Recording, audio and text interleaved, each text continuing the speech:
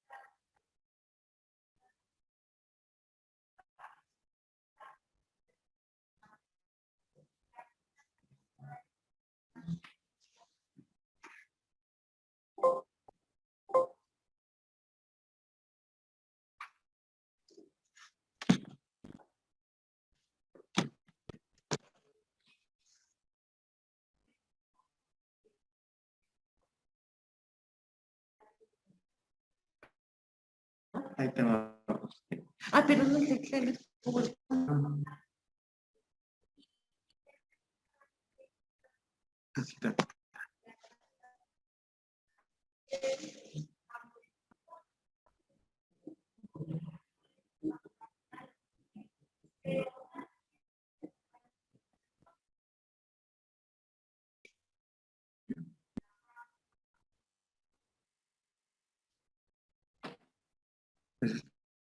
No. No. Se llama teoría general del contrato.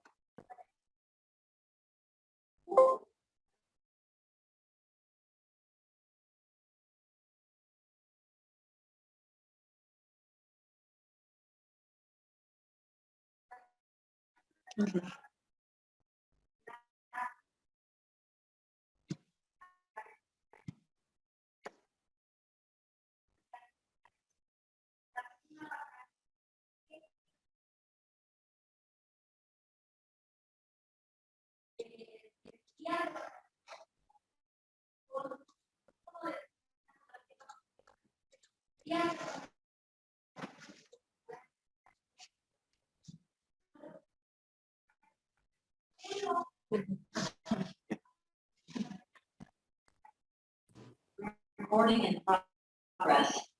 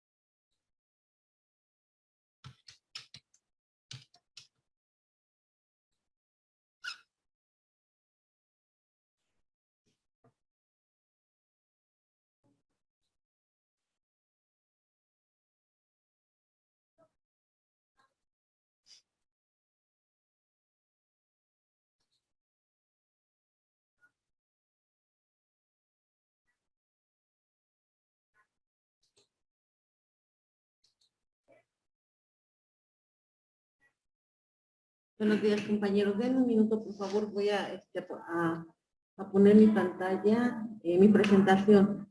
Den un minuto, por favor.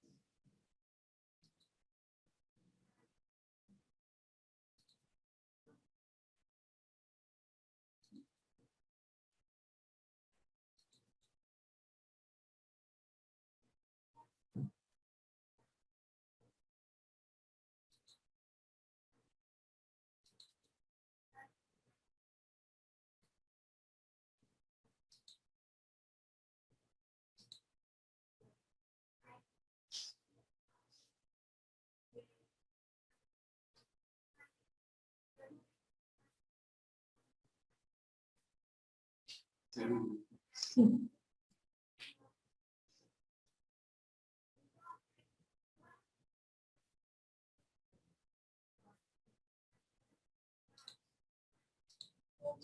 Ok, decíamos que en clase pasada estábamos hablando de lo que era el contrato y mencionábamos los diferentes tipos de contrato que hay.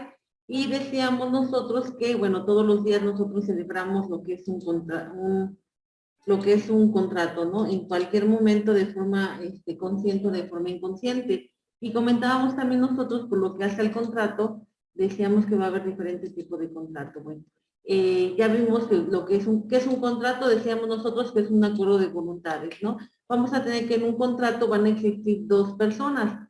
Van a existir dos personas, estas dos personas se van a poner de acuerdo, ¿no?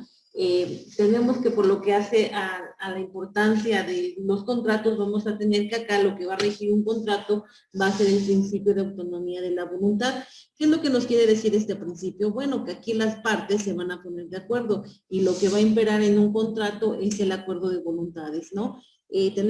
Ponemos como un ejemplo una compraventa, ¿no? Tenemos que Pedro va a vender su coche, él le va a poner el precio a su coche, ¿no? Él le pone precio a su coche y se lo va a ofrecer, por ejemplo, a Ángel, ¿no? Ángel, ahí le va a quedar, ahí le queda el decidir si lo compra a ese precio o igual a lo mejor proponer otro tipo de precio, ¿no? Pero acá, una vez que los dos se pongan de acuerdo con el precio, pues ahí lo que va a imperar en el contrato es la autonomía de las partes, ¿sí? Es decir, el acuerdo al cual hayan llegado.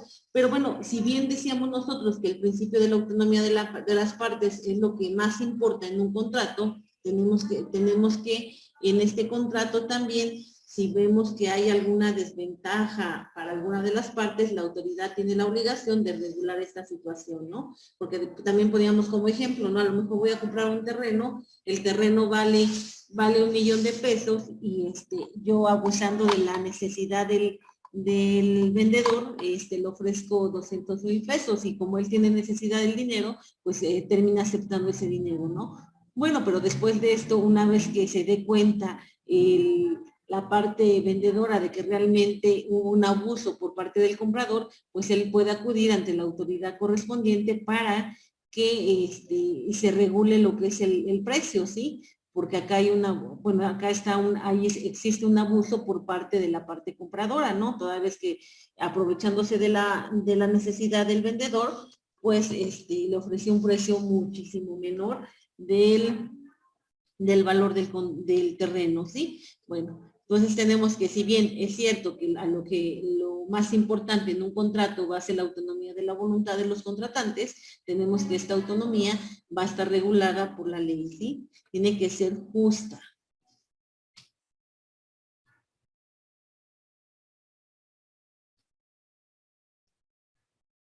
¿Ok?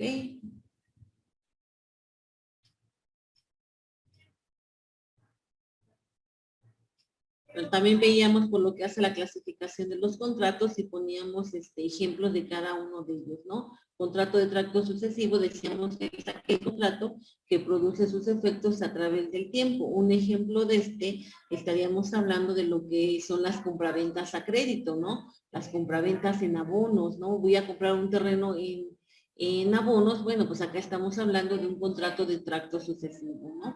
Este contrato se va a terminar en el momento en que nosotros liquidemos lo que es el adeudo, ¿sí? Bueno, después de esto decíamos nosotros, hablábamos también por lo que hace, bueno, hablando de lo que son los contratos, tenemos nosotros lo siguiente. Permítanme. Ok.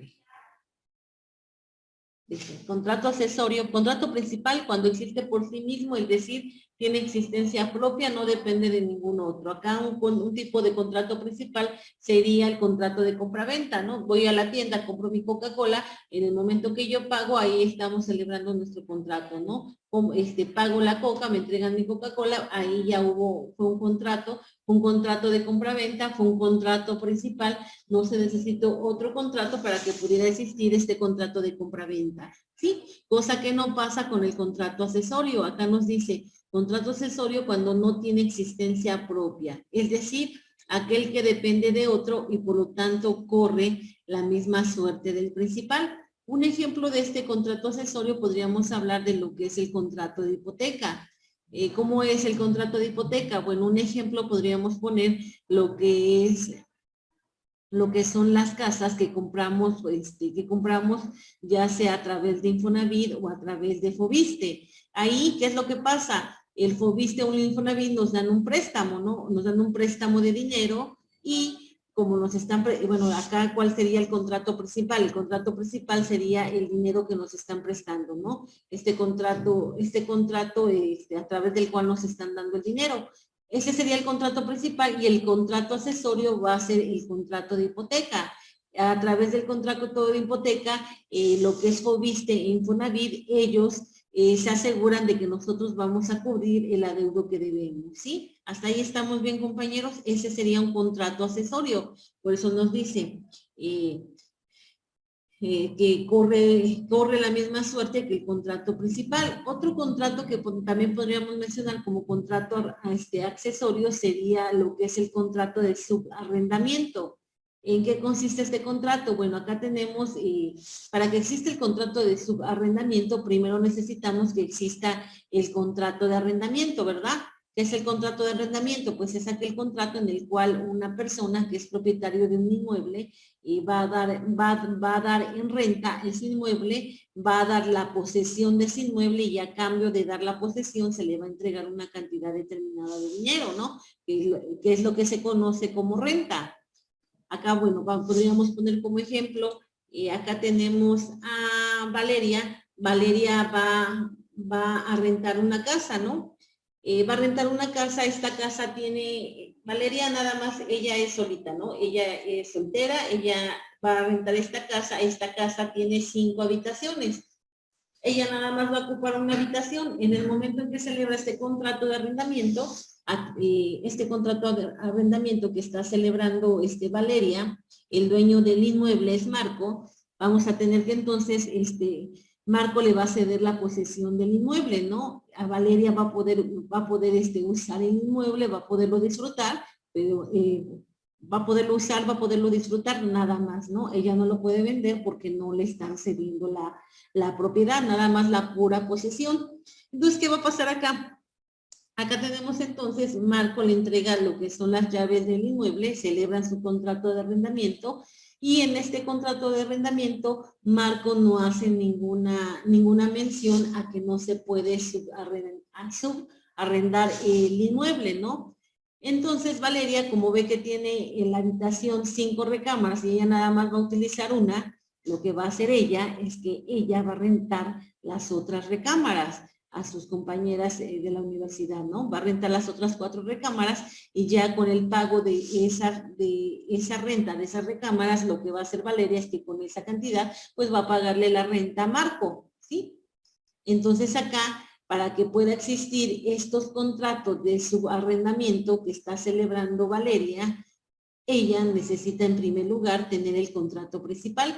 ¿Cuál sería el contrato principal? Pues sería el contrato de arrendamiento con Marco, ¿sí? Una vez que ella ya tiene este contrato donde está celebrando el arrendamiento por todo el inmueble, ella posteriormente va a poder rentar cada recámara, ¿sí? Lo que conocemos como el contrato de subarrendamiento, ¿sí? Y va a poderlo hacer, Valeria, porque en el contrato principal, en el contrato de arrendamiento, no se estipuló alguna cláusula en donde se hiciera mención que no podía Valeria subarrendar el inmueble, ¿sí? Si ustedes se dan cuenta, muchas veces pasa esa situación, ¿no? Bueno, que se renta una casa y luego esta casa, pues rentan las recámaras, ¿no? Y ya incluso hasta la persona que celebró el contrato principal, pues ella ya no tiene nada que pagar porque los demás al estar pagando las recámaras, está pagando también lo que a ella le correspondería pagar de renta por su recámara, ¿sí? Entonces ahí estaríamos hablando de un contrato accesorio. El contrato accesorio vendría a ser el contrato de subarrendamiento, ¿sí? Contratos instantáneos. Son los que producen sus efectos en un solo acto. Un ejemplo, el contrato de compraventa, ¿no? El contrato de compraventa en un solo pago, ¿no? En un solo plazo. Ejemplo, pues lo que es la coca, ¿no? Vamos a la tienda, tomamos nuestro refresco nos dirigimos con la dependiente de la tienda, pagamos nuestro refresco y en ese momento nosotros celebramos un contrato de compra-venta. Un contrato de compra-venta al contado y fue instantáneo, ¿no? En ese momento pagamos, en ese momento nos entregan lo que es nuestra mercancía, ¿sí? ¿Hasta ahí estamos bien? Contrato de tracto sucesivo, pues ya dijimos, acá el ejemplo más clásico, la compraventa que se hace a plazos, ¿no? Cuando vamos a lo que son a estas tiendas departamentales, ¿no? Las que te dicen, compre 7 meses sin intereses o compre con pagos fijos, ¿no? Bueno, acá estamos celebrando un contrato de tracto sucesivo. Este contrato, esta compraventa, pues no va a ser, no se va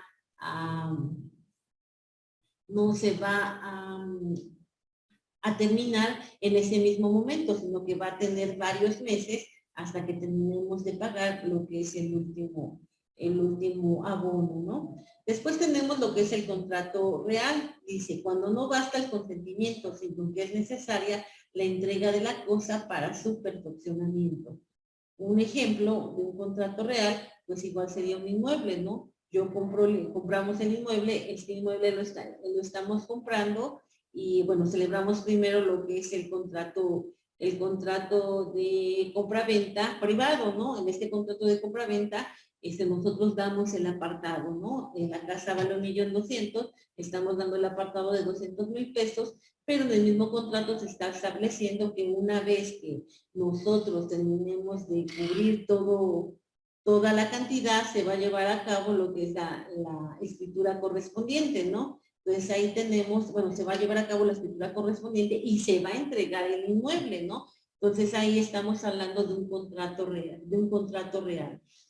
las dos partes están de acuerdo, como estamos de acuerdo, celebramos un contrato privado de compraventa. Como es la compraventa de un inmueble, acá la ley es formal por lo que hace este contrato de compraventas de inmuebles, ¿no? La ley nos dice que para que se perfeccione este contrato se necesita que se tire la escritura correspondiente.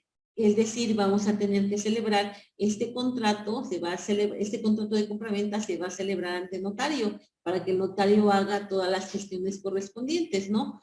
Como son inscribirlo en el registro público de comercio, el pagar lo que es el impuesto de adquisición de bienes inmuebles, el pagar el impuesto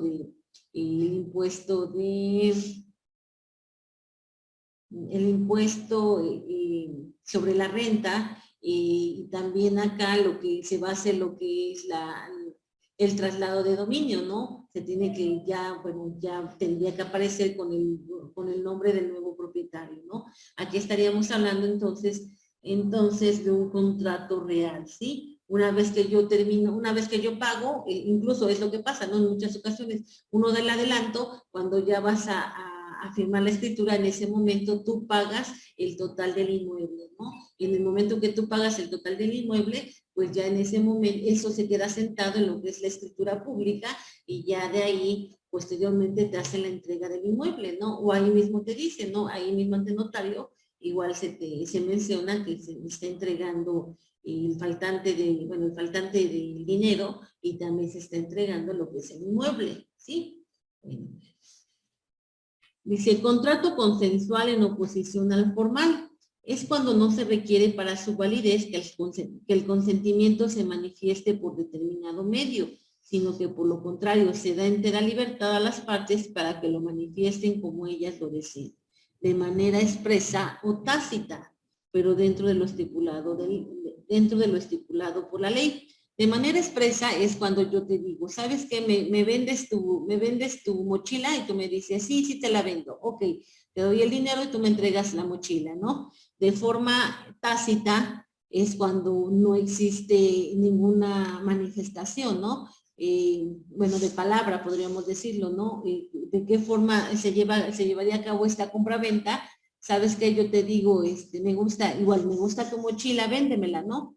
y tú no me contestas, yo te digo, véndemela en 500 pesos, no contestas, pero yo te entrego el dinero, en el momento que te entrego el dinero, tú me entregas la mochila, ¿no? Ahí ya hubo un consentimiento tácito, no se manifestó, no se exteriorizó esta aceptación, ¿no? Pero bueno, de acuerdo a los actos que se llevaron, de acuerdo a estos actos, pues ya se va a conformar el consentimiento. ¿Sí me explicó? Contrato formal es cuando la ley ordena que el consentimiento se manifieste por determinado medio. Un ejemplo de un contrato formal es el contrato de compraventa de un inmueble. Este contrato, bueno, la ley nos menciona que para que este contrato pueda surtir sus efectos, pues se necesita celebrarse ante notario público. El notario público va a dar la fe pública y él va a manifestar de que realmente las partes tienen la capacidad legal para poder celebrar este contrato de compraventa, ¿sí? Esa sería la formalidad que pide en el contrato de compraventa de bienes inmuebles. Nada más, ¿no? En los bienes inmuebles tiene que haber forzosamente una escritura, ¿sí? Y en cualquier otro tipo de compraventa, pues no es necesario, ¿no? Un ejemplo podríamos cuando compramos lo que es un vehículo, ¿no? Ahí lo que necesitamos nada más es un contrato privado de compraventa, ¿no? Ese contrato privado, bueno, incluso nosotros lo podemos adquirir en lo que es la papelería, ¿no? Vas, lo compras, lo firmamos, bueno, llenamos las cláusulas, lo firmamos y ya. Y ese contrato surte sus efectos legales, ¿no? Pero acá, para que yo pueda acreditar que yo soy dueña de la casa X, pues necesito tener mi escritura, ¿no? Si no tengo mi escritura, pues no soy dueña, ¿verdad? Porque a lo mejor acá, ¿qué podría pasar? A lo mejor me vende a mí, pero a lo mejor sabes que anteriormente ya había vendido a la otra persona, ¿no? Y el que tiene la escritura, pues es el primero que le vendió, ¿no? Entonces, aunque yo después alegue, ¿sabes qué? Pero es que a mí me vendió. Bueno, pues sí, pero no tienes escritura, ¿no? Y ya existe una escritura. ¿Y quién va?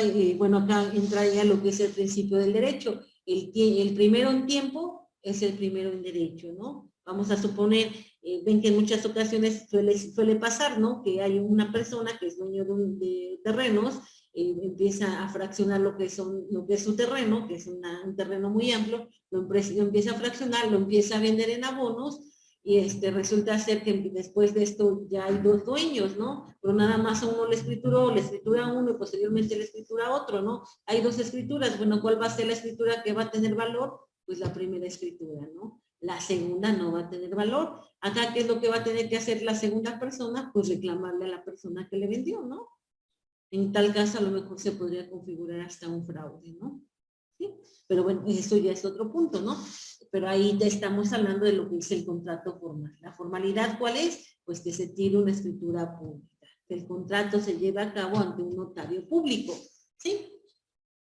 Contratos nominados son los que regula el código civil, cualquier código civil, podríamos hablar del Código Civil Federal o de los códigos civiles locales. Los que ya están establecidos, los nominados son aquellos que tienen nombre, ¿sí? Nombre. Un ejemplo, el contrato de compraventa, contrato de donación, contrato de mutuo, contrato de permuta, todos estos contratos que ya están en el código, ¿sí?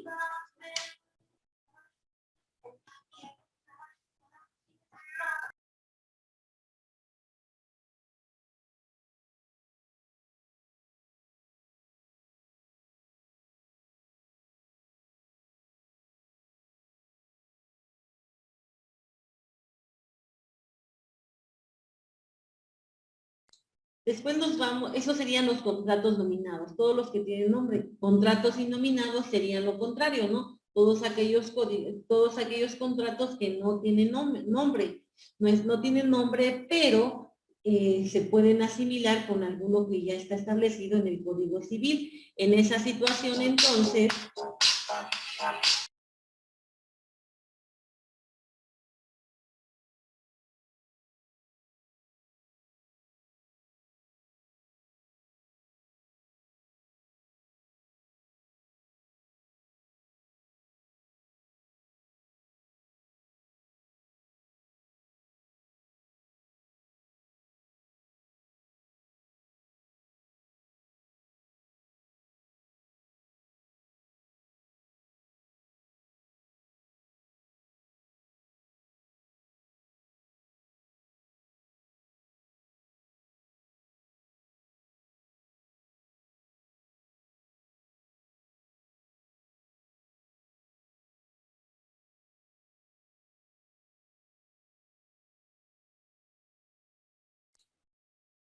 Entonces, contratos innominados, aquellos que no tienen nombre, pero de acuerdo a las características, se puede asimilar a alguno que ya está establecido en nuestro Código Civil, ¿vale? Por eso nos dice, son los que no están regulados expresamente por la ley, pero que independientemente las partes pueden celebrarlo en atención a lo dispuesto, bueno, en el artículo 1858 y 1859 del Código Civil de la Ciudad de México, ¿no?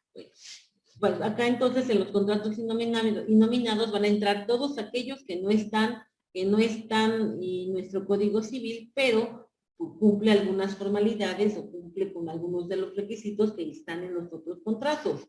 ¿Sale?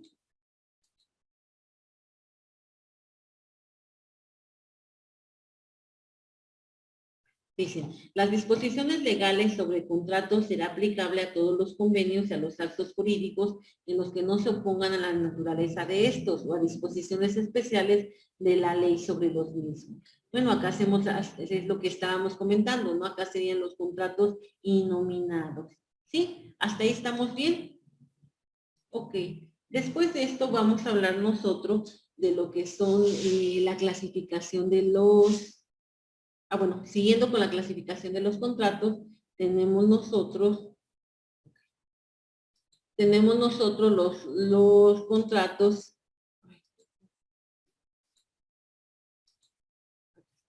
El intuye personae. Dice, cuando se toma en cuenta las cualidades de la persona, lo que es la solvencia, lo que es la honestidad, la confianza.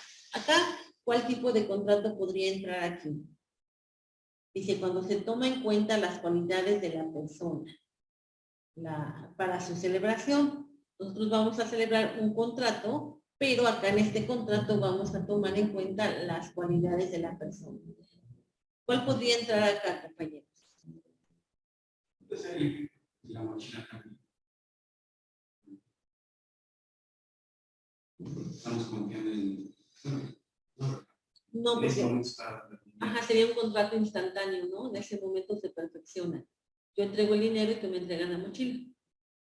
No, acá necesitamos, acá es un contrato en el cual necesitamos, vamos a celebrarlo, vamos a suponer, somos todos nosotros los compañeros, ¿no? Somos los 7, vamos a celebrar un contrato y en este contrato a mí me interesa saber si tú eres una persona fiable, ¿no? Si no eres una persona fiable, pues sabes que ni siquiera celebramos el contrato, es más, ni te lo propongo, ¿no?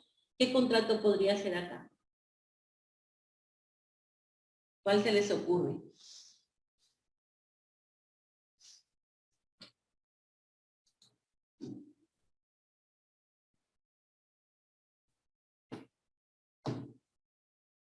Acá en el intuite personae, en donde realmente lo que nos importa son las cualidades de la persona, acá estaríamos hablando, por ejemplo, de un contrato de sociedad o de asociación, ¿sí?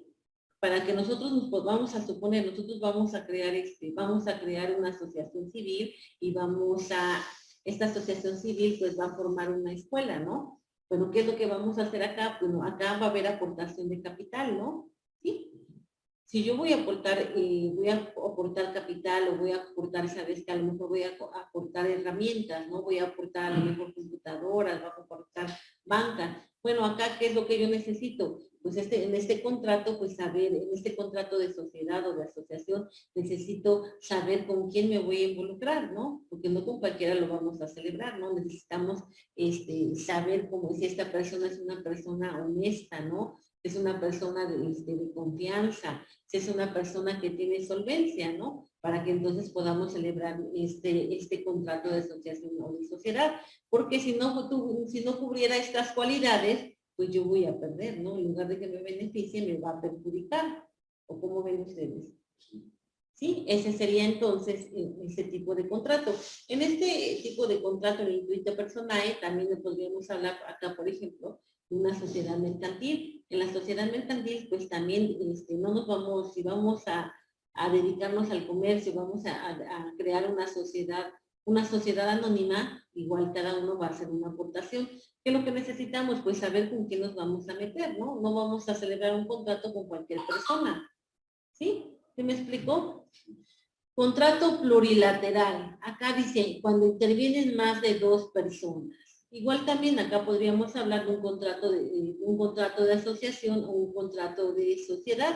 Acá para que se pueda formar esta asociación o esta sociedad necesitamos por lo menos 2 personas, ¿no? Por lo menos 2 y de ahí pues podríamos tener más personas, ¿no? Igual también acá estaríamos hablando de un contratos civiles, ¿no? Pero si igual habláramos de contratos mercantiles, pues acá igual entraría cuando se forma cualquier tipo de sociedad mercantil, ¿no? Sociedad de comandita simple, sociedad cooperativa, sociedad anónima, sociedad de número colectivo, sociedad de responsabilidad limitada, ¿no? Ahí que va, para que podamos hablar que somos una asociación o una sociedad, pues necesitamos como mínimo 2 personas, ¿no? Como mínimo 2 personas o más de 2 personas, ¿sale?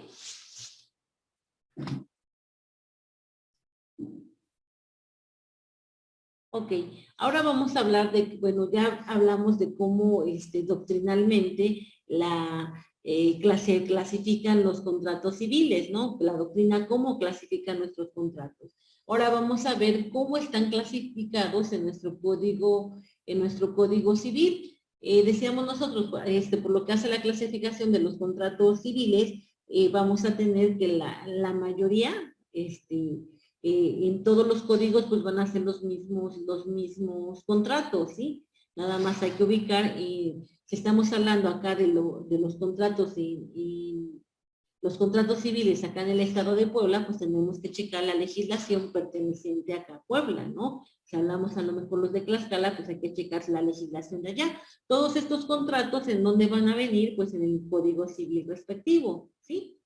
No perdamos de vista que nosotros, como la normatividad con la que nosotros vamos a manejar, siempre va a ser normatividad a nivel federal o normatividad a nivel local. A nivel federal, pues va a regir esa normatividad en toda la República Mexicana. A nivel local, solamente va a regular aquellos contratos aquí en el estado de Puebla, ¿sí? Cada entidad federativa va a tener su código civil. ¿Hasta ahí estamos bien? Bueno, acá la clasificación que nos da el código civil, pues vamos a tener lo siguiente: contratos preparatorios. ¿Cuáles son los contratos preparatorios? Pues vamos a tener acá lo que es la promesa de contrato. ¿A qué le suena este contrato, promesa de contrato, compañeros?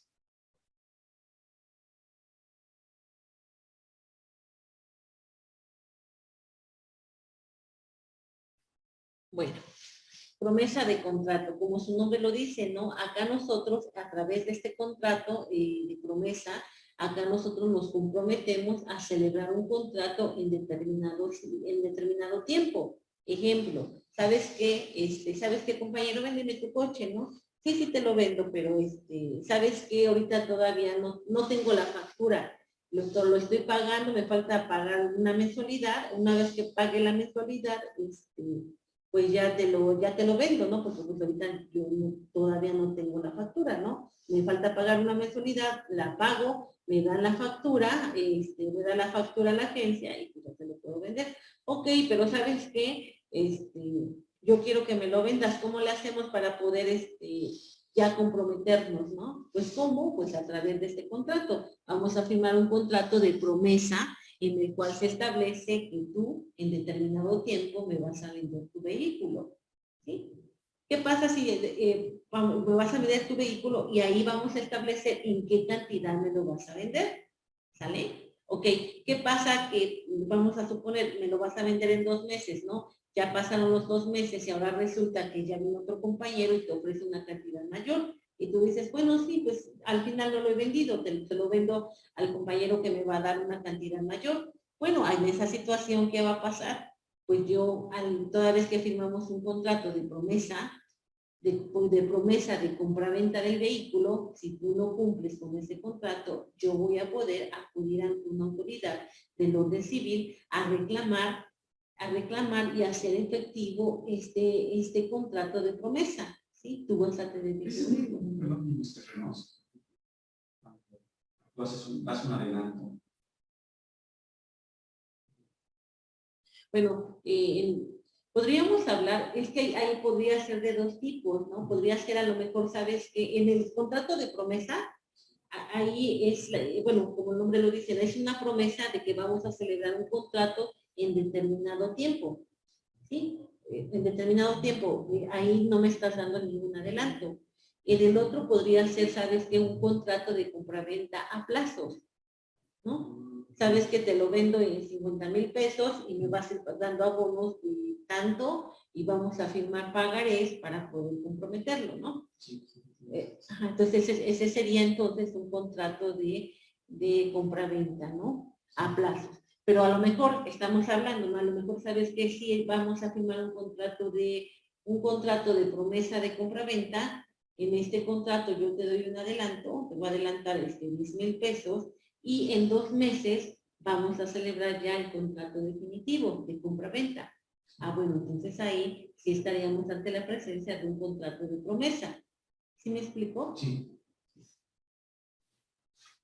Y que por eso se llama contrato preparatorio. Nos estamos preparando para el contrato, para un contrato definitivo, ¿no? Igual, aunque se haya firmado un contrato de promesa, este contrato se debe de cumplir, ¿no? Porque igual también ahí podemos establecer una cláusula penal. ¿Qué es la cláusula penal? Pues bueno, donde señalamos qué es lo que va a pasar si tú no cumples con tu palabra, ¿no? A lo mejor celebramos este contrato de promesa en donde yo vi tu casa, tú la vas a vender, pero yo quiero esa casa. Entonces, ¿sabes qué? Pues te doy un apartado, ¿no? Bueno, pues sí, pero vamos a celebrar entonces un contrato de promesa de compraventa. ¿En cuánto tiempo me la vas a vender? En 3 meses. Bueno, entonces en este contrato podemos celebrar, ¿no? Es un contrato de promesa de compraventa, toda vez que se va a firmar el contrato definitivo de compraventa dentro de 3 meses, ¿no? Entonces ahí ya tú te estás comprometiendo y ahí establecemos una cláusula penal. Si la parte vendedora se echa para atrás, va a pagar una multa del 10% del valor total del inmueble, ¿no? Pero a lo mejor, bueno, ahí ¿quién se iba a echar para atrás? ¿El comprador o la vendedora? ¿O el vendedor?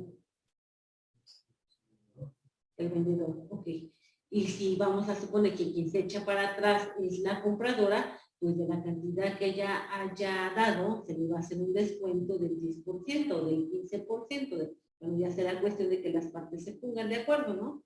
Ya entonces ahí, sabes que te diga la compradora, sabes que no tengo el dinero, ya no junto, o sea, bueno, ok, pero entonces de lo que tú me diste, pues yo te voy a descontar lo que está establecido en nuestra cláusula penal, ¿no?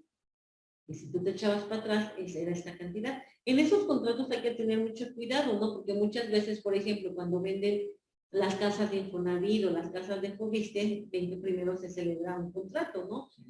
Para apartar la casa, ¿no? Te dicen, tú da tal cantidad. Pero muchas veces en esos tipos de contrato establecen la cláusula penal, pero nada más para la parte compradora. Entonces, acá hay una ventaja, ¿no? Porque acá el único afectado va a ser la parte compradora, ¿no? Si la parte compradora se echa para atrás, va a pagar de multa, que será el 30% de la cantidad que haya depositado, ¿no? Que haya dado como adelante. Pero para la parte vendedora no hay ninguna cláusula penal, ¿no? No le pasa nada si ella en el momento que dice,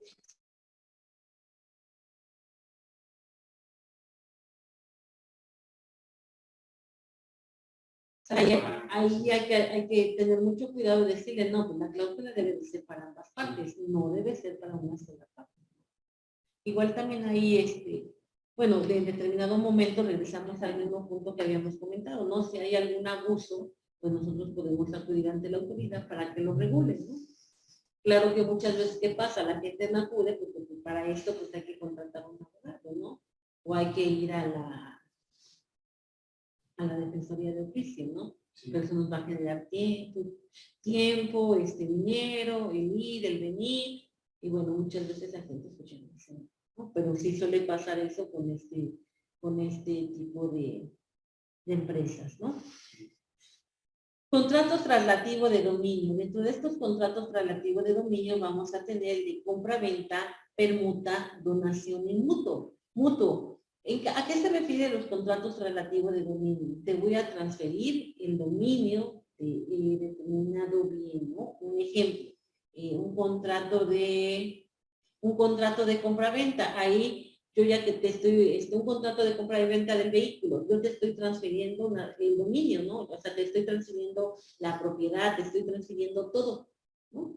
¿Sí? Cosa que no pasa en el contrato transactivo de uso y de disfrute. Ahí lo único que te estoy dando yo va a ser la posesión, ¿no? Tú lo vas a poder disfrutar, gozar, pero tú no lo vas a poder vender, porque yo nada más te estoy dando el uso y el disfrute, ¿sí? Ejemplo de estos tipos de contrato: arrendamiento, subarrendamiento y comodato.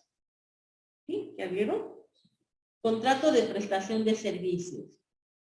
Dentro de este contrato de prestación de servicios encontramos depósito, mandato, prestación de servicios profesionales, obra, precio alzado, transporte y hospedaje. Aquí, en estos contratos, yo solamente te voy a prestar el servicio, ¿no? Yo solamente te voy a dar un servicio, nada más, ¿sí? Nada más, no te voy a dar posesión, no te voy a dar propiedad, nada más te presto un servicio. Un ejemplo, saben que, por ejemplo, ustedes, ¿no? Que están estudiando lo que es informática, ¿no? El día de mañana, ustedes, ya cuando ya estén trabajando de su carrera, ustedes, ¿qué es lo que van a hacer? A lo mejor le van a dar limpieza a una computadora, ¿no? Ahí ustedes van a celebrar un contrato de prestación de servicios profesionales.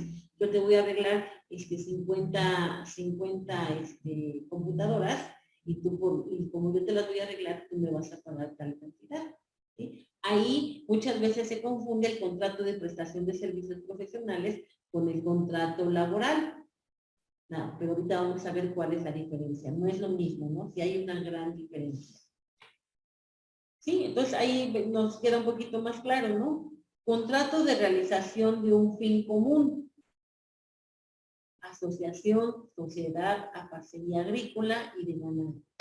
¿En qué consiste esto? Bueno, saben que nosotros 7, como compañeros, vamos a crear una asociación, nos vamos a reunir y vamos a tener todos un fin común. ¿Cuál es el fin común? Pues crear nuestra asociación. ¿Para qué la vamos a crear? Bueno, pues porque a lo mejor vamos a crear, ¿qué será? Una asociación para poder ayudar a la gente, ¿no? A lo mejor saben que, bueno, dentro de la carrera que ustedes tienen, pues van a dar a lo mejor, van a impartir clases, ¿no?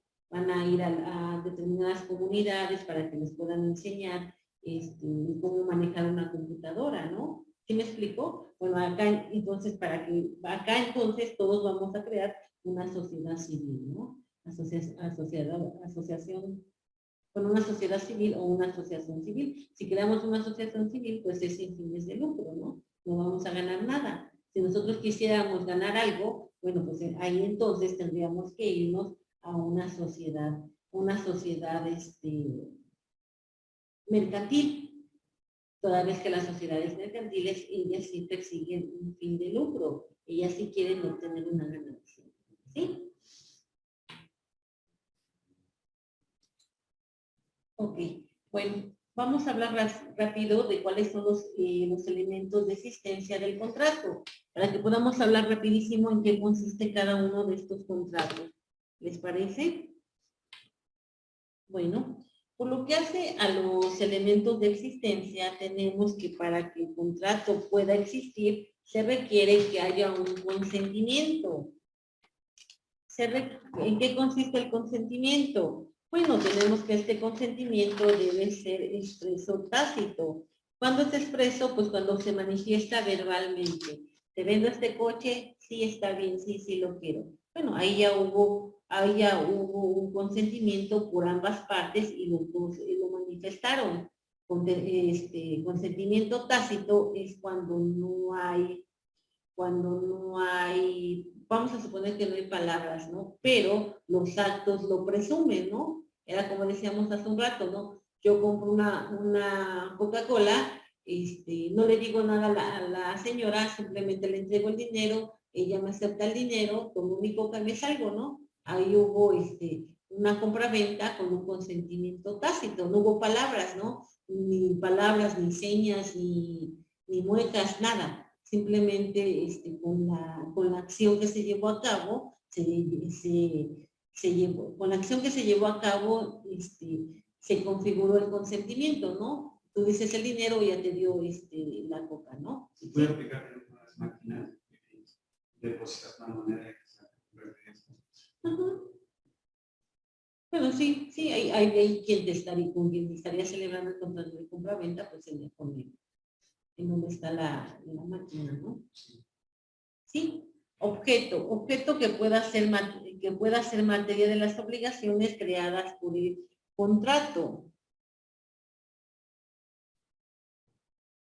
Acá, en este objeto, tiene que ser un bien o un hecho, ¿sí? Tiene que ser, este bien tiene que existir físicamente y tiene que ser legalmente posible, ¿sí? Un ejemplo, vamos a suponer, ¿no? Vamos a celebrar un contrato de compra-venta, tú me vas a vender aire, ¿no? Bueno, yo te digo, sí, estoy de acuerdo, sí, te voy a dar tal cantidad, ¿no? Pues el aire no se puede vender, ¿no? Eso es algo que nos pertenece a todos, ¿no? Hasta ahorita, ¿no? ¿Sí me explico? Entonces, ¿existe el consentimiento? ¿Existe? Sí. ¿El consentimiento fue expreso? Sí, porque dijimos los dos que estábamos de acuerdo, ¿no? Pero el objeto es un objeto que no está permitido, ¿no? Es ilegal, ¿no? O sabes que te voy a ver, tú me dices, ¿sabes que te vendo la fuente de San Miguel, la del Zócalo? Ah, sí la quiero en mi casa. Ok, igual también es algo imposible, ¿no? Es algo que no es algo imposible porque ese bien nos pertenece a todos, ¿no? A todos los ciudadanos de acá de Puebla, ¿no? Sí, es un bien común, es un bien del gobierno, ¿no? O sea, bueno, no del gobierno, es de todos, ¿no? Es de todos los que conformamos Puebla, ¿no? Entonces no se puede, ese objeto no puede ser vendido, ¿no? Es un objeto imposible, ¿no? No se puede vender, no está permitido por la ley, ¿sí?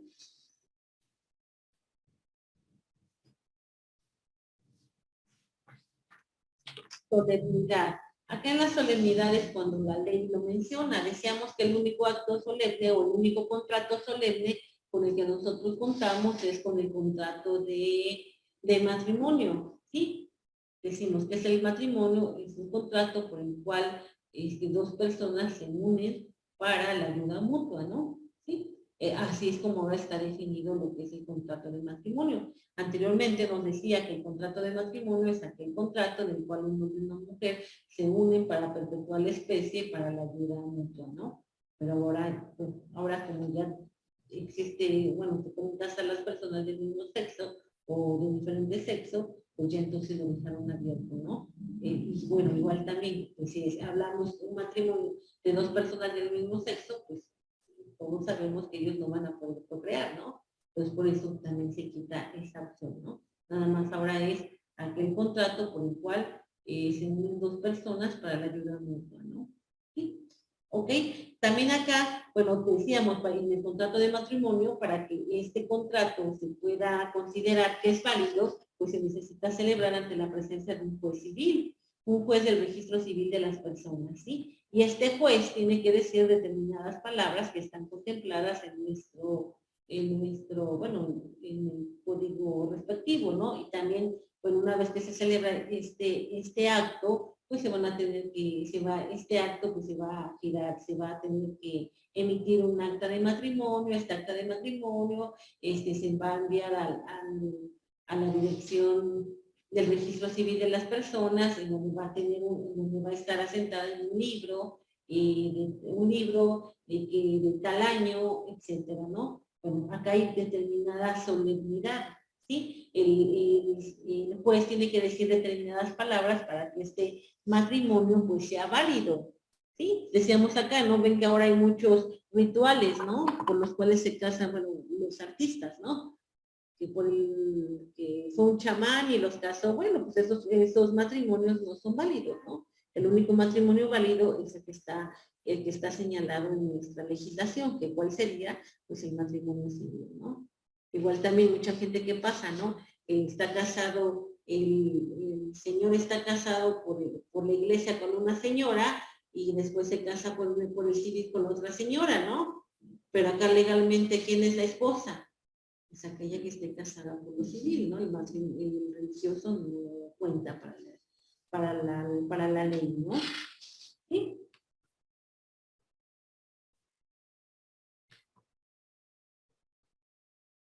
Ujú. Bueno, acá un poquito mencionando lo que son los elementos de existencia del contrato, por lo que hace el consentimiento. Bueno, tenemos que es el consentimiento, un acuerdo de voluntades, ¿no? Que implica la existencia de un interés jurídico. ¿Cuál es el interés? Pues queremos celebrar un contrato, ¿no?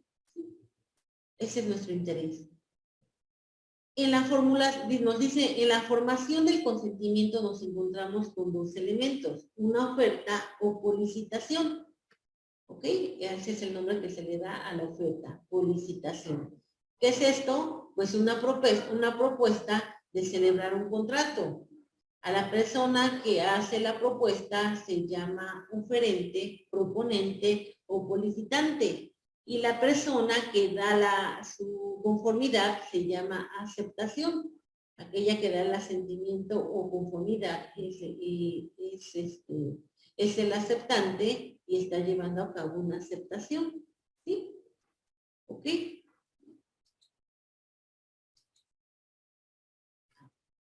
Acá tenemos un ejemplo. Bueno, acá tenemos nosotros que para que haya un consentimiento es necesario que la oferta reciba una aceptación lisa y llana. ¿Qué quiere decir eso? Que no haya ninguna modificación a la propuesta. ¿Sabes qué? Te vendo mi coche, te lo vendo en 100,000 pesos y el compañero tendrá que decir, sí, estoy de acuerdo. Bueno, ahí entonces ya hubo una aceptación lisa y llana. ¿Qué va a pasar cuando el compañero diga, no, ¿sabes qué? Yo te doy 80,000 pesos. Bueno, ahí se invierten los papeles. Ya él está llevando a cabo una propuesta, él me está haciendo ahora una propuesta o una licitación y yo tengo que dar mi aceptación. ¿Sí me explicó? Ahí ya se cambian los papeles. Ahora el compañero el compañero viene a hacer ahora lo que es el oferente, porque él me está haciendo una nueva propuesta, ¿no? Él me ofrece 80,000 pesos por el vehículo y ahora yo paso a ser la aceptante, yo tengo que dar mi conformidad por lo que hace la propuesta que él está llevando a cabo. ¿Sí? ¿Sí me explicó? ¿Ok? Por eso se nos dice, para que haya consentimiento es necesario que la oferta reciba una aceptación lisa y llana, que no haga cambios. Te la vendo en 100,000 pesos. Sí, sí estoy de acuerdo.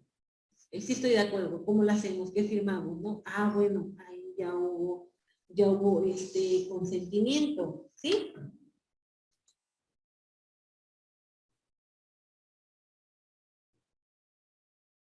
Acá tenemos un ejemplo. Ricardo, propietario de una camioneta Arona de color plata, marca SEAT, modelo 2020, motor tal, serie tal, placas tal, del estado de Puebla, ofrece vendérselo a Guadalupe por la cantidad de 189,000 pesos.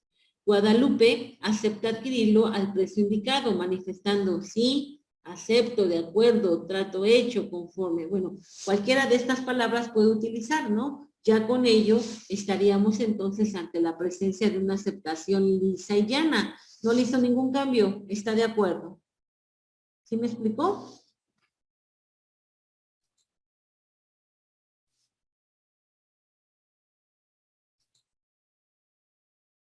Bueno.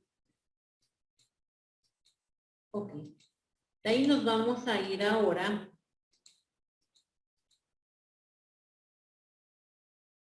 Bueno, el objeto ya dijimos, ¿no? Tiene que ser algo que pueda existir en la naturaleza, algo que realmente se pueda vender, ¿sale? Acá estamos hablando que, bueno, acá nos dice requisitos del objeto, la posibilidad física. Se requiere que la cosa debe de existir en la naturaleza, ¿no? Acá, por ejemplo, no podría ser, ¿sabes qué? Te vendo mis pensamientos, ¿no? Eso no, eso tampoco se puede, no hay una imposibilidad física, ¿no?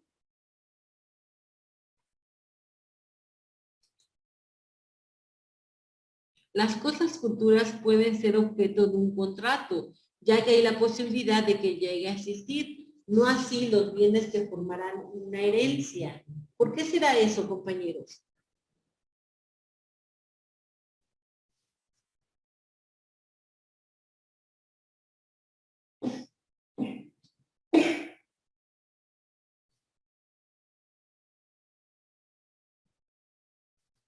¿Por qué será? Dice, las cosas futuras pueden ser objeto de un contrato. ¿Qué cosa podría ser futura y que nosotros podríamos celebrar un contrato de compraventa?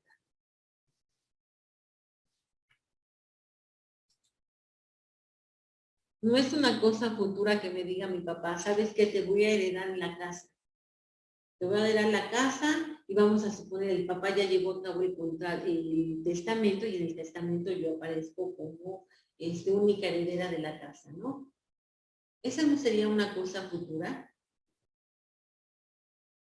En el futuro se me va a quedar, ¿no? Cuando fallezca mi papá ya va a ser mía la casa.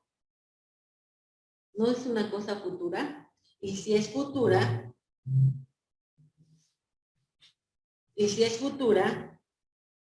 y tenemos que este es un bien, ¿no? Este bien pertenece a la herencia, entonces, ¿por qué nos dice la propia ley que no puede formar parte de un contrato? Acá tenemos artículo 1826 del Código Civil Federal. Las cosas futuras pueden ser objeto de un contrato. Sin embargo, no puede serlo la herencia de una persona viva, aun cuando ésta preste su consentimiento. ¿Sabes qué, papá? Bueno, yo estoy en el testamento, va a ser mío, voy a vendérselo a mi amigo, y tú da tu consentimiento, di que sí estás de acuerdo. Ok. Pero acá nos dice, aunque el papá dijera que sí, de acuerdo a lo que dice el artículo 1826 del Código Civil, no se puede. ¿Por qué creen ustedes que no se puede? Y en su defecto, ¿cuál podría ser una cosa futura?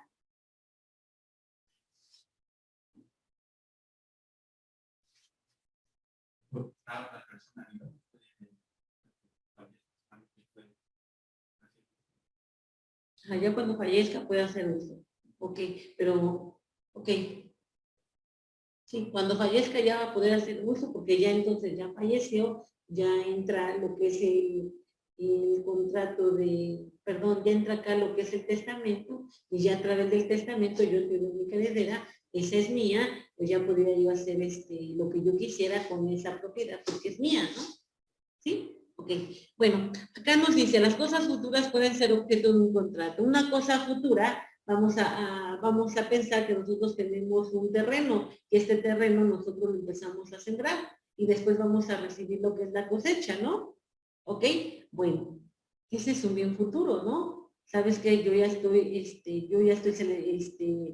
estoy sembrando, están muy buenos los tiempos, yo creo que esta siembra sí se va a dar, ¿no?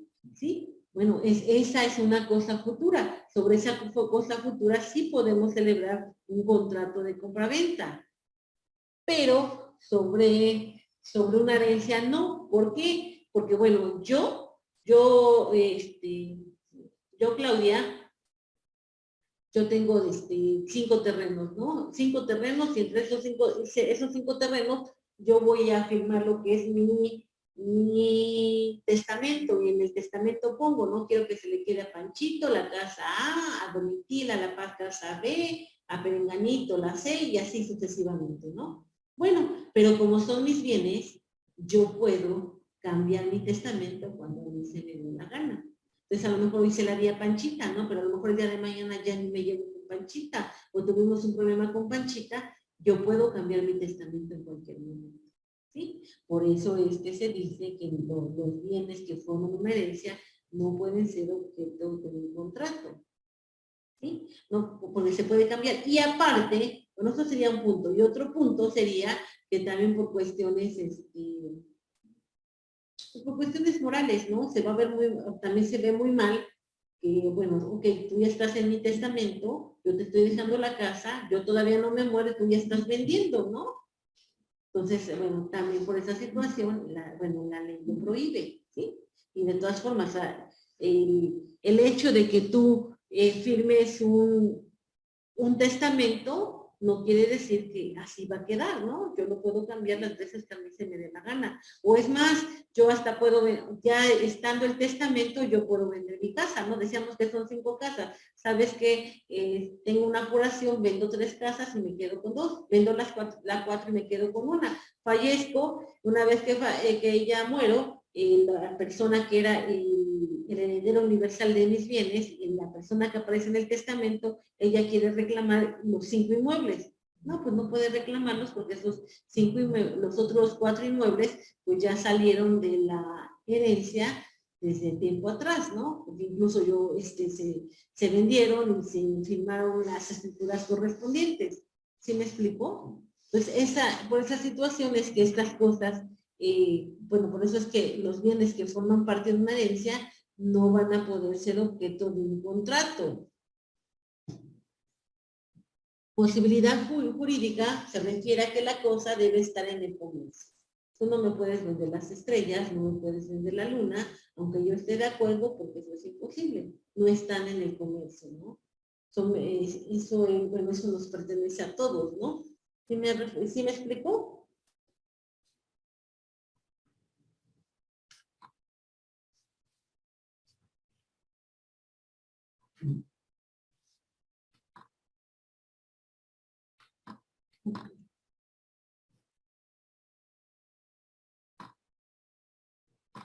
Acá, por ejemplo, acá tenemos, perdón.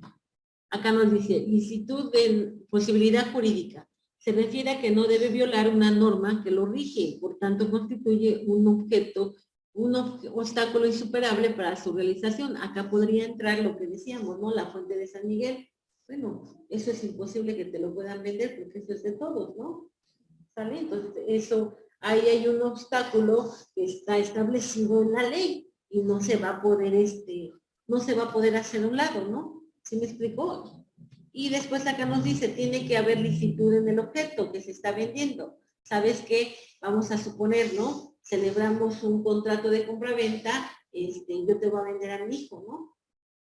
Y tú lo firmas, los dos firmamos, los dos estamos de acuerdo en ese contrato y sabes que tenemos que en un contrato civil lo más importante es el acuerdo de voluntades, ¿no? Bueno, pues sí, pero este objeto es un objeto ilícito, ¿no? Sí, es ilícito, va ilícito, contrario a derecho, ¿no? No está permitido, o sea, no está permitido que se vendan los niños, ¿no? Entonces ahí, o sabes que vamos a celebrar un contrato de compra-venta de droga, ¿no? Tú me vas a vender tantos kilos y yo te voy a pagar tanto, ¿no? Y nuestro contrato va a estar bien bonito, ¿no? Está bien elaborado, tiene todo lo que marca la ley, tú no me vendes la droga y yo te demando civilmente el cumplimiento de ese contrato. Bueno, pues ahí ese contrato va a quedar sin valor por el simple hecho de que se está celebrando por un objeto ilícito, algo que es contrario a derecho, ¿no? Está prohibida la droga, ¿no? Y se considera un delito, ¿no? ¿Sí? Entonces, sí, pues ahí serían los absurdos, ¿no? Todo aquello que va contrario a derecho. Bueno, la solemnidad ya hablamos. Otro ejemplo de solemnidad, acá tenemos lo que es el testamento, ¿sí? El testamento también es un acto solemne. Por ejemplo, cuando se lleva a cabo lo que es el testamento, tenemos nosotros que las personas que van a heredar, ellas no pueden ser testigos, ¿no? No pueden ser testigos, ¿no? La ley señala, ¿no? Que cuando se lleva a cabo el testamento, la persona tiene que acudir con el notario va a dar fe pública de que esta persona está en pleno uso de sus capacidades, ¿no? Y una vez que hace esto, pues se necesitan 2 testigos, pero estos 2 testigos tienen que ser gente ajena a la que vaya a heredar, ¿no? Los que van a heredar no pueden ser testigos, ¿no? ¿Sí? Una persona que fallece no hace su testamento, ¿qué pasa con la propiedad? Bueno, la ley nos menciona, bueno, los que tienen derecho a heredar van a ser los descendientes, ¿no? Descendientes. A falta de descendientes, los ascendientes, ¿no? Igual también bueno, ahí nos habla también de lo que es el parentesco, ¿no? Ahí entrarían, por ejemplo, en primer lugar estaría lo que es, si la persona es casada, pues sería la esposa junto con los hijos, ¿sí? Pero esas propiedades se pueden vender, ¿no? Tienes No, no. O se sea, puede primero, hacer uso de ellas, pero no puedes vender. lo que se va a hacer es, vamos a suponer que fallece esta persona, no dejó testamento, entonces lo que se tramita es una sucesión intestamentaria. Se va ante el juez, se le hace mención al juez de que falleció el titular de los bienes, porque bueno, acá entran bienes muebles y inmuebles, ¿no? De los bienes falleció el titular y ese titular pues era mi papá, ¿no? O era mi esposo. Entonces yo tengo que acreditar el parentesco.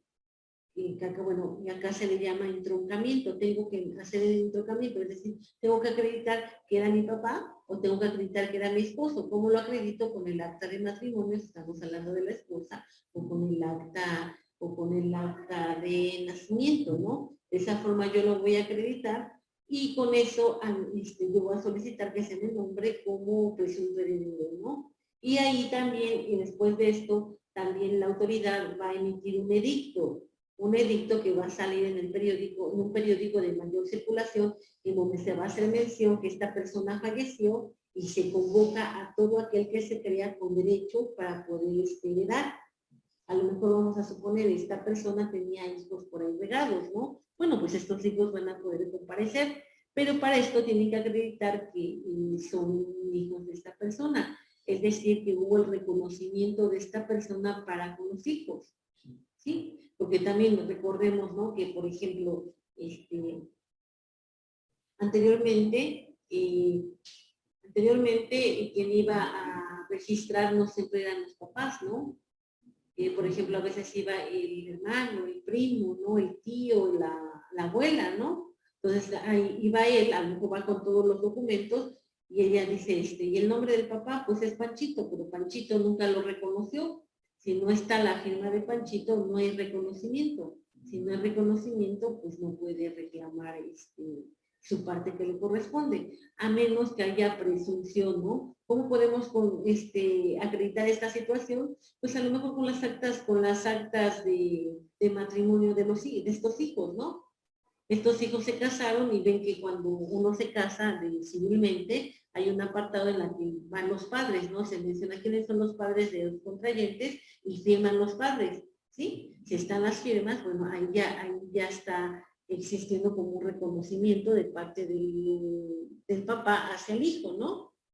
Entonces con eso yo puedo presentarlo también para solicitar al juez y poder acreditar que sí hubo un reconocimiento. Si no está la esposa, no están los hijos, pues entran ahí, pueden entrar lo que son los hermanos, bueno, los papás. Si no están los papás, pueden entrar los hermanos a heredar.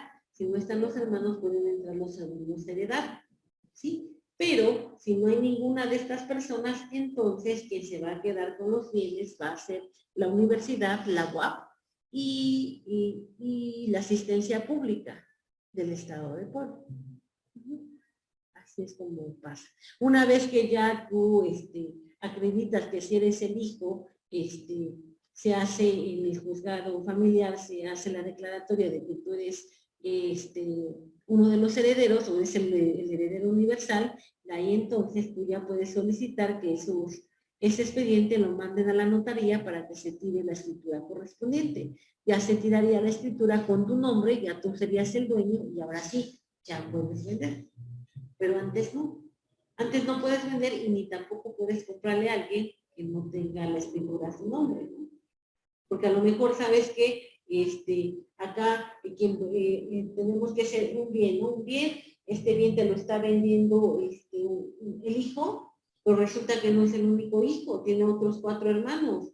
Pues esos 4 hermanos tienen la posibilidad también de poder reclamar este inmueble. Y si este inmueble no admite cómoda división, pues lo van a tener que vender entre todos, ¿no? Pero para esto se van a tener que poner de acuerdo, y si no se ponen de acuerdo, pues estamos hablando que va a ser un juicio muy largo, ¿no? Y entonces acá no puedes tú comprar algo cuando la otra persona no tiene escritura, ¿no? lo primero que tienes que hacer es que tenga estructura para que tú puedas comprar, ¿no? ¿Sale?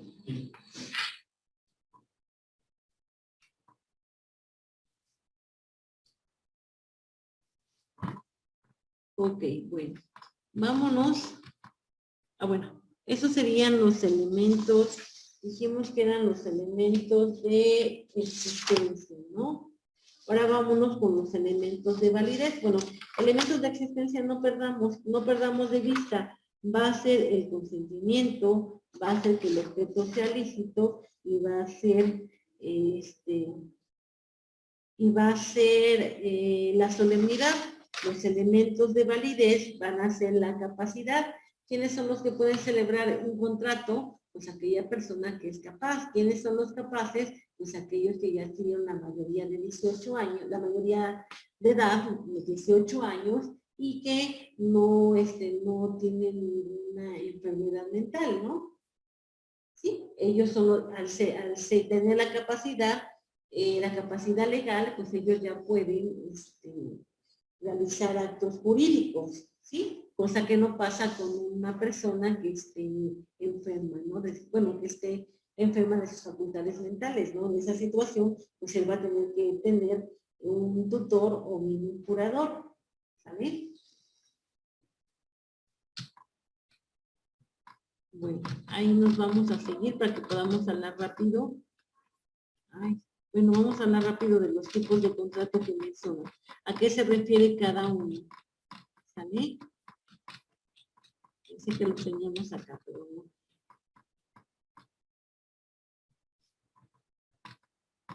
Ok. Contratos preparatorios, ya comentamos a qué se refiere. Contrato traslativo de dominio, acá estamos transfiriendo todo lo que le corresponde al inmueble, ¿no? O al bien. Por ejemplo, tenemos que acá en el contrato traslativo de dominio estamos transmitiendo la propiedad. Un ejemplo, el contrato de compraventa, bueno, ya tenemos, ¿no? Es el contrato de compraventa, pues va a ser aquel a través del cual dos personas se ponen de acuerdo, una para vender y la otra para adquirir, y se van a poner de acuerdo en lo que es el precio y la forma en la cual se va a celebrar este contrato, ¿no? Porque podríamos hablar a lo mejor que sea un contrato a plazos, ¿no? ¿Sí? Bueno, pero en estos contratos se transfiere lo que es el dominio, se transfiere lo que es la propiedad. Contrato de permuta. ¿Cuál es el contrato de permuta? ¿Se acuerdan ustedes, compañeros?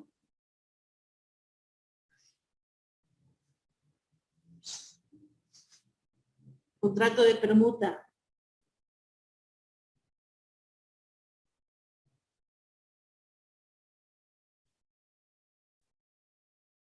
Ok, contrato de permuta. Acá vamos a tener que acá va a haber una contraprestación en efectivo y se da en cambio de la cosa enajenada. Por ejemplo, acá ¿cuál sería el contrato de permuta? ¿Sabes qué? Cuando se hace un intercambio, ¿no? Yo te doy una pluma y tú me das tu libreta, ¿no? ¿Sí? Yo te doy un celular y tú me das, ¿sí? Eso es. Pero en el momento que llevamos a cabo este contrato de permuta, igual estamos transfiriendo la propiedad, ¿no? ¿Sí? Todo estamos transfiriendo, todo lo que le corresponda. Sabes que te intercambio estos audífonos, bueno, pues me tienes que entregar todo lo de los audífonos, ¿no? Por eso es un contrato traslativo de dominio, te estoy dando la propiedad. Contrato de donación. ¿Cuál es el contrato de donación?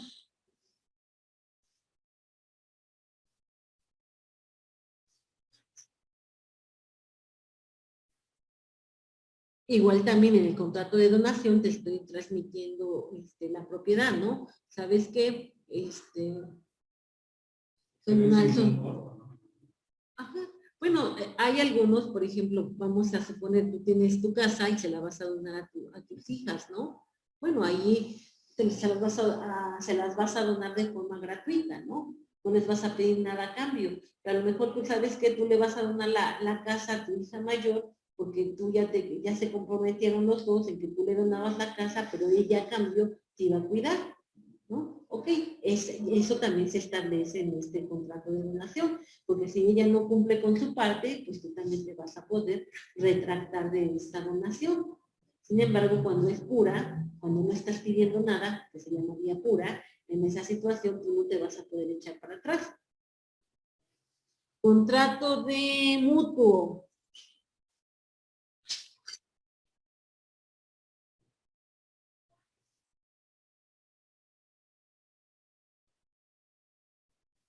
Acá en el contrato de mutuo va a ser aquel contrato por virtud del cual el mutuante, ¿quién es el mutuante? Pues la persona que se obliga. Esta persona se va a obligar a transferir la propiedad de una suma de dinero o de otra cosa fungible al mutuario, quien se obliga a devolverlo otro tanto de la misma especie y cantidad y calidad. Un ejemplo, ¿sabes qué? Préstame, me puedes prestar, préstame 10,000 pesos. Sí, te lo presto. O sea, tú me prestas el dinero, pero tú me das, me vas a dar el dinero en 10 billetes de 1,000. ¿Sale? En el momento que tú me das el dinero, ese dinero que tú me estás dando, esos billetes se van a desaparecer, ¿no? Cuando yo te lo regrese, cuando yo te regrese este dinero de este préstamo, yo te los voy a regresar con otro tipo de billetes. Te voy a regresar la misma suma, pero van a ser otros billetes, porque el dinero es un dinero fungible, desaparece, se esfuma, se consume. ¿Sí me explicó? Entonces, acá ese sería el contrato de mutuo. O sea, ahí estaríamos hablando como de un préstamo, ¿no? Es un préstamo, pero el bien que te están dando, ese bien desaparece. ¿Sabes qué? Mira, vamos, nosotros somos, nosotros nos dedicamos al campo, ¿no? ¿Sabes qué? Mira, préstame 10 kilos de semillas, ¿no? 10 kilos de semillas. Y yo las voy a comprar dentro de 15 días y te las regreso. Sí, bueno, pues tus semillas, tal y como me las entregaste, esas se van a consumir porque las voy a utilizar, ¿no? Por eso se dice que son fungibles, porque se consumen. Sí, ok, tú me las vas a dar, yo te las voy a regresar, pero ya son de la misma calidad, del mismo peso, pero son diferentes, no son las mismas, porque las que tú me diste yo ya las consumí. ¿Sí me explicó? ¿Ok? Entonces, ahí no hay pierde, ¿no? Contrato traslativo de uso de disfrute. Solamente lo vas a usar, solamente lo vas a disfrutar, no desaparecen. Quedan igual. Arrendamiento. A través del arrendamiento, tú me das la posesión de tu casa. Nada más.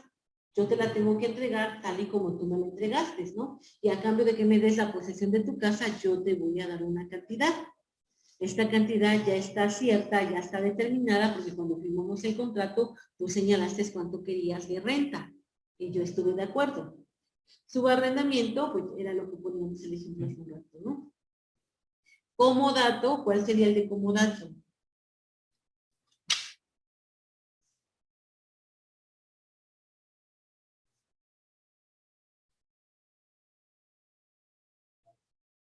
Comodato.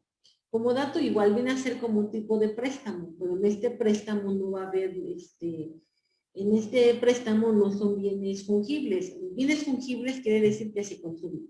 Acá no son bienes fungibles.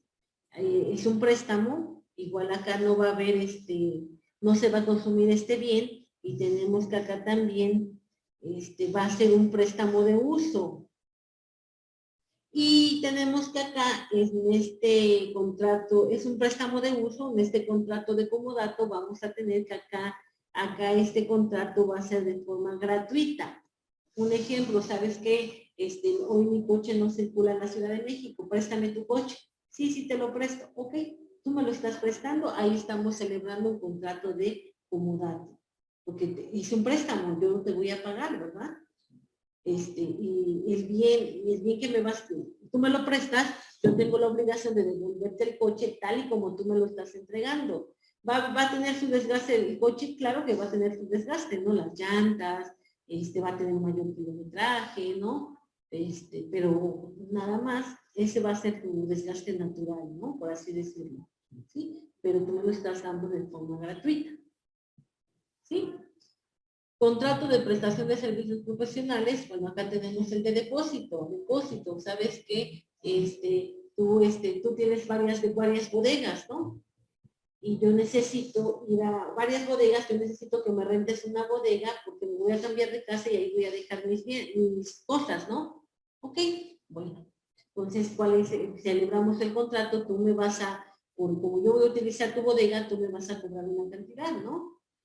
Yo lo voy a dejar, pero tú tienes la obligación de devolverme mis cosas tal y como te las estoy entregando. ¿Sí? Contrato de prestación ya vimos, ¿no? Contrato de obras a precio alzado.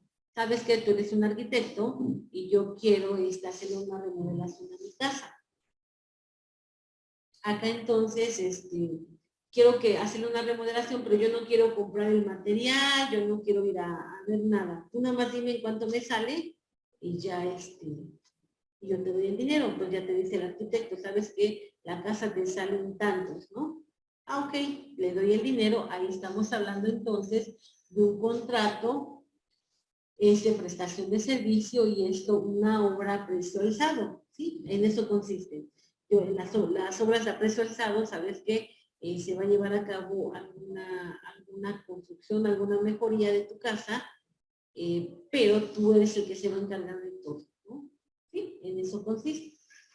Con la de transporte, bueno, eso ya lo pusimos, ¿no? El de transporte, y tenemos también el de hospedaje. En el de hospedaje tenemos, bueno, también ese contrato está establecido en nuestra normatividad. ¿Cuándo sería el de hospedaje? Pues entraría, por ejemplo, lo de los hoteles, ¿no? Lo de los moteles, ¿no? ¿Vale? Ahí entraría ese tipo de contrato. Contrato de realización de un fin común. Asociación, ya vimos en qué consiste sociedad también. A parcería agraria. ¿A qué les suena, compañeros? De aquel lado, compañeros, ¿a qué nos suena el de parcería agraria?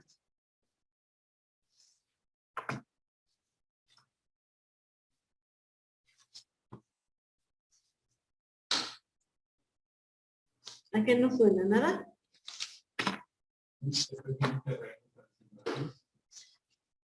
Ajá. Wendy.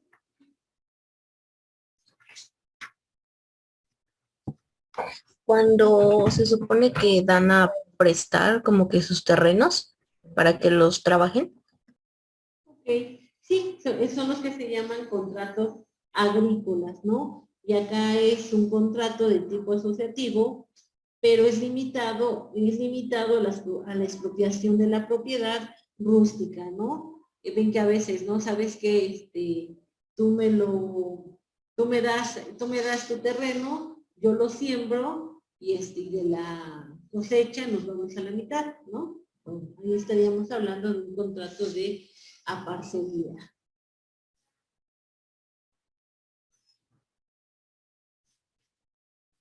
Y de ganado viene a ser lo mismo, compañeros. ¿Sabes qué? Acá va a ser cuando una persona da a otra persona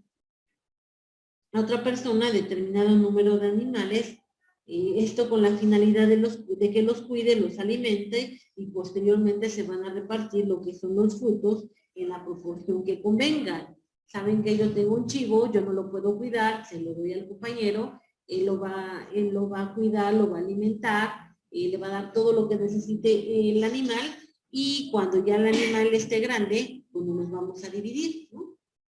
Mitad y mitad, nos dividimos, ¿sí? O a lo mejor nos vamos a dedicar